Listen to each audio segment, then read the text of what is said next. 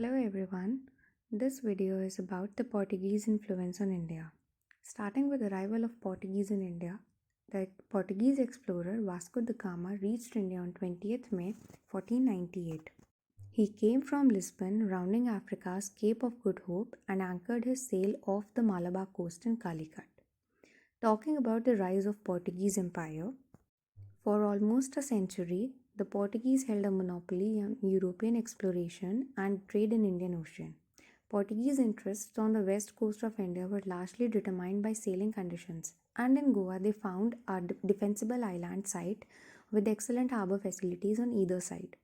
Goa was Portugal's first territorial possession in Asia, captured by Afonso de Albuquerque in 1510, and it served as the main Portuguese base in the east for 4.5 centuries.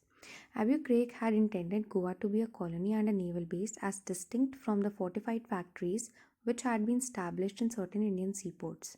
He encouraged his men to marry ingenious women and to settle in Goa as farmers, retail traders, or artisans.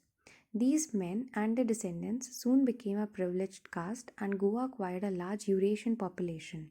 As the capital of Portuguese Eastern Empire, Goa was granted the same civic privilege as Lisbon.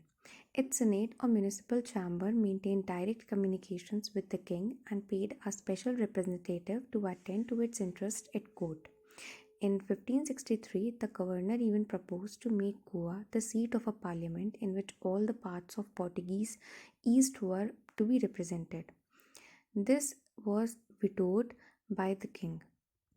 In 1542, Saint Francis Xavier noted the architectural splendor of the city, which reached the climax of its prosperity between 1575 and 1625. The splendor of Goa Dourada or Golden Goa, inspired by the Portuguese proverb, "Who has seen Goa need not see Lisbon."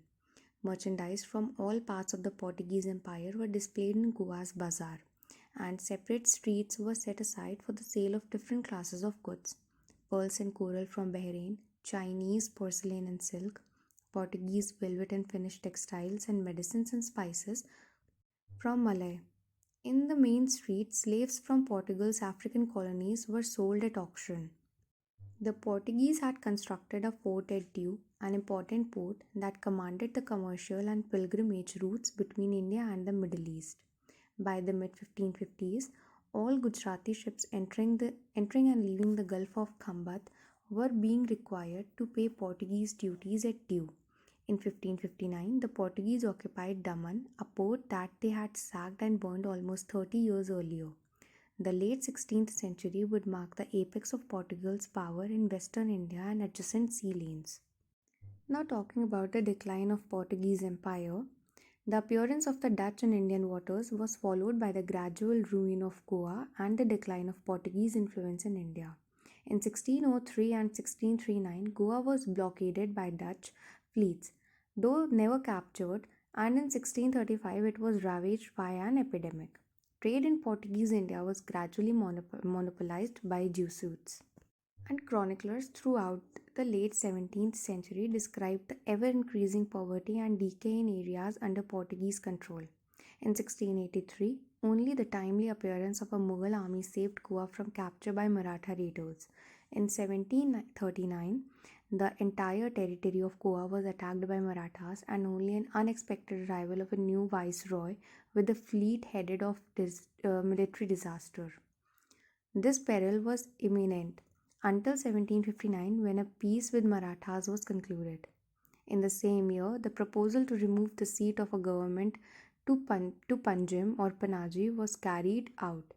Such a move had been discussed as early as 1684. Between 1695 and 1775, the population of Goa, a city that had rivaled Lisbon, dwindled from 20,000 to 1600. By 1835, the old city of Goa was inhabited by only a handful of priests, monks, and nuns. The position of Portuguese territories, however, was somewhat different. 4.5 centuries of intermarriage and influence of the Roman Catholic Church had produced a distinctive racial, cultural, religious, and a linguistic group, especially in Old Goa itself. In August 1961, Dadra and Nagar Haveli were incorporated into India, but Portugal rejected India's demands for cession of its remaining holdings. Border clashes intensified beginning in September 1961, and on November 26, the Portuguese government reported that it had repulsed an attack on Anjdev Island off the coast of Goa. On December 11th, Indian Prime Minister Jawaharlal Nehru declared that India's patience was exhausted. Over the following week, Western diplomats urged restraint, but on December 8, 1961, Indian forces invaded Goa, Daman, and Diu. Portuguese ceased to exist the following day with the end of active resistance to Indian rule. The former Portuguese territories were incorporated into India as the Union Territory of Goa, Daman, and Diu.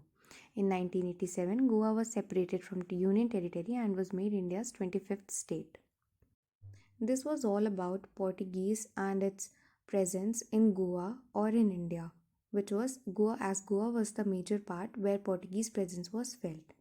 Now, talking about Goan culture, Goa developed a unique blend of Konkani customs indigenous to the region and Catholic traditions spread by Christian missionaries. An additional factor was imports from the Portuguese Empire scattered in various parts of the world. Over time, these diverse influences blended seamlessly to give rise to a culture that is uniquely Goan. Portugal enriched Goa in many ways, most visible in architecture. The old capital, Vella Goa, is now a UNESCO World Heritage Site, famous from its churches, chapels, and convents. They are the only examples of Baroque style of architecture in India. Though many Portuguese descendant families have immigrated, some families still live in palatial country houses. These heritage mansions are perhaps the oldest continually inhabited private residence in India. One such heritage mansion is Braganza House, located in Chandur village, now maintained by the Pereira Braganza family. This 17th century mansion evokes an old world charm with its antique furniture, furnishings, paintings collected from all over Europe and sourced from Portuguese colonies in Africa, South America, and Far East Asia. Goan culture is incomplete without mention of its spicy food. After all, it was in the search of spices that Vasco da Gama first arrived in India. However, the Portuguese not only traded spices from India to Europe, but they also introduced new spices to India from their colonies in South America.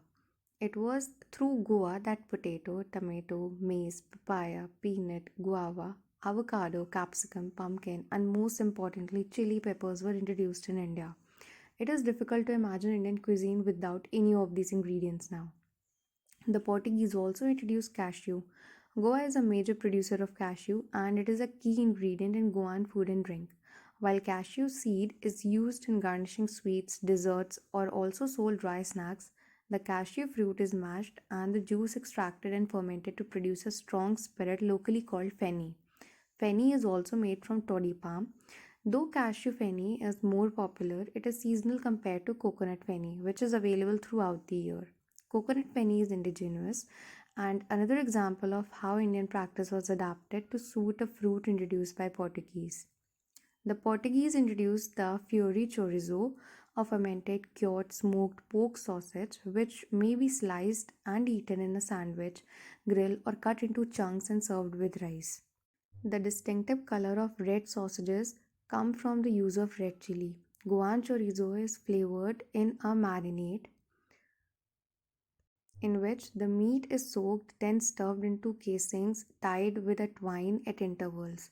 If eaten as a sandwich, the chorizo is stuffed in chewy poi bread or eaten with a softer, crustier pav and butterfly shaped katro pav. Other bread varieties include the bagel shaped kankon pav and the round shaped andu. At the new capital, Panjim or Panaji, the Fontaine's neighborhood is lined with houses painted in mustard, indigo, salmon, olive, and similar bold and bright colors. White is used for churches and as trim around windows. Arched windows and projecting wrought iron balconies exude a typically Mediterranean vibe.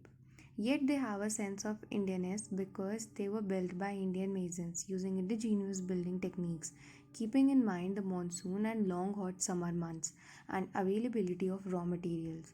For example, the walls and pillars were built of red laterite stone and local wood, while the sloping roofs were overlaid with terracotta tiles from Mangalore. In an era when glass was rare, very expensive, windows were covered with polished mother of pearl. Therefore, while we see Portuguese influence in design, the use of local materials for construction make them Goan. India built upon a foundation of older Konkani society. Goans, despite their differences, managed to coexist as one community speaking a shared mother tongue, Konkani. This melting pot of customs and traditions is reflected in the daily lives of the people in the villages where communities live in a mixed society, partaking in each other's festival, rituals, food, sports, theatre, dance, and music. Thank you.